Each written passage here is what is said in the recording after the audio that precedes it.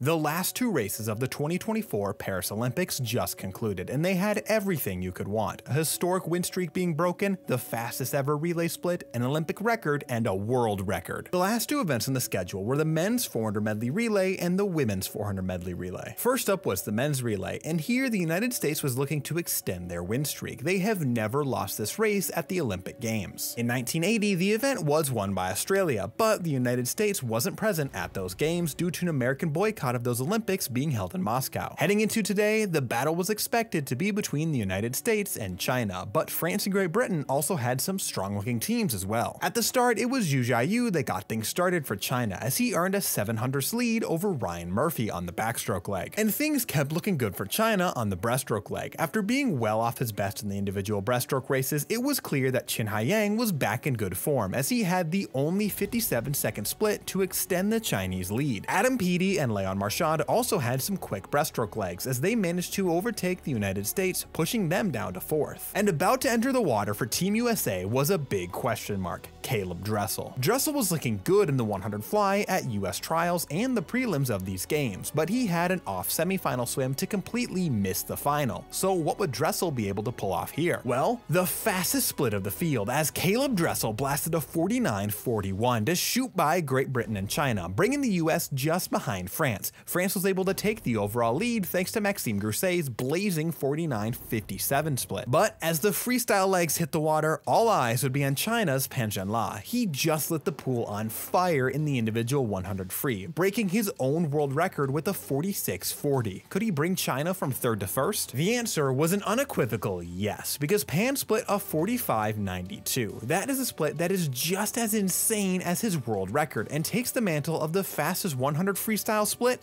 ever. It was enough to propel himself past the rest of the field and then some, as China won the gold in a 327.46. The United States won the silver and France the bronze, adding another medal to Marchand's haul. The hero of this relay for China was certainly Pan, and his otherworldly relay leg. That split moves him past Jason Lezak for the title of the fastest relay leg ever, and makes him the first man to ever split a 45, all on his birthday. And on the back of that split, China becomes the first team to take down Team USA in an Olympic final of this event. After the fireworks of the men's relay, it was time for the women. This relay was more heavily weighted in Team USA's favor, but Australia were the reigning Olympic champions and the Olympic record holders. Right off the bat, we had a new Olympic record on the very first leg, as Regan Smith fired off a 57.28, just over a 10th off of her world record and the second fastest swim in history. It notably breaks the 57.33 that Kaylee McEwen swam to set that Olympic record and win the gold at this meet. Behind Smith, it was McEwen in 2nd for Australia and Kylie Moss 3rd for Canada. Lily King extended the lead that Smith built with a 104.90 breaststroke leg. That was the fastest split out of anyone in the field and almost a second faster than the countries trying to challenge for medals. It was on the butterfly leg where the Americans buried their lead. Gretchen Walsh ripped a 55.03, which ties her with Sarah Sostrom for the fastest relay split of all time. Tori Husk brought it home for the USA. It was the single leg that wasn't the absolute fastest in the field, but that wouldn't matter unless someone figured out how to split a 49 mid, because it was Olympic gold by almost 3.5 seconds, as well as a new world record. With that swim, this team becomes the first to go under 350 in this event, as they smashed the previous world record with no obvious weak link. With the conclusion of these two races, the swimming at the 2024 Paris Olympics has officially come to an end, and I'm sure I'll be breaking down many more moments and races from these games as the days go on. What was your favorite race from these Olympic Games? And with some of these crazy splits, did we finally beat the slow pool allegations? Let me know down below.